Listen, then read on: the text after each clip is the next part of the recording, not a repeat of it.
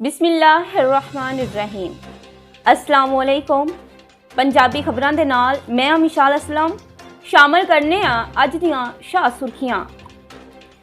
शिकस्त क्यों हुई? वजीर आजम इमरान खान ने वजीर आला खैबर पख्तूनख्वा नूं तलब कर लिया।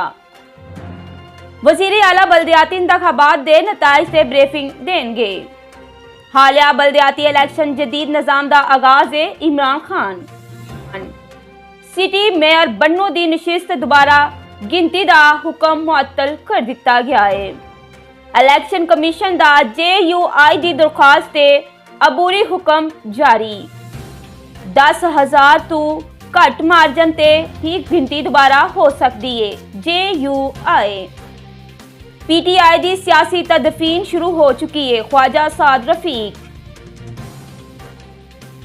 साद रफीक का कहना है कि समझते ने नवाज शरीफ नूं जालमा दे हत्थे नहीं चढ़ना चाहिए। नून लीग दरख्वास्त करेगी तो नवाज शरीफ वापस आ जाएंगे। PTI दा पंजाब सिंध ते बलोचिस्तान विच की हशर होवेगा? खैबर पख्तूनख्वा विच शिकस्त तो बाद PTI नूं इबरत हासिल करनी चाहिए। मुत्तहदा ते PTI बलदियाती इंतखाबात तो भज रही है। सिंध दा बलदियाती निज़ाम अपोजिशन दा वजीर आला हाउस दे बाहर धरने ते गौर। PTI दी MQM ते PSP रहनुमावां नाल मुशावरत। फैसला GDA नूं एतमाद लैण तो बाद कीता जाएगा। फवाद चौधरी ते आजम सवाती दी मुआफी कबूल। इलैक्शन कमीशन दी वफाकी वज़रा नूं आइंदा मुहतात रहन दी हदायत।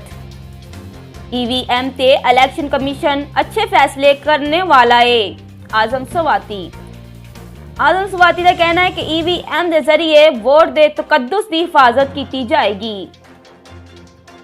कराची ते लाहौर समेत मुल्क के कई शहरों में गैस की लोड शेडिंग। शहरियों के लिए खाना पकाना मुहाल हो गया। होटलों तो खरीदन ते मजबूर हो गए। जनूबी पंजाब के लोगों नाल कीते हुए अहदे निभा रहे हैं। उस्मान बाजार भावलपुर विच भी जनूबी पंजाब सैकटरेट का जल्द संदे बुनियाद रखा जाएगा। इस दे नाल ही अज दीयां खबरां इख्तिताम पजीर होईयां। मजीद खबरां ते अपडेट्स दे लई वेखदे रहो CID न्यूज़ नेटवर्क इस्लामाबाद। अपना ख्याल रखो, अपने नाल दूजियां दा भी रब रखा। You are watching CID News Network Islamabad.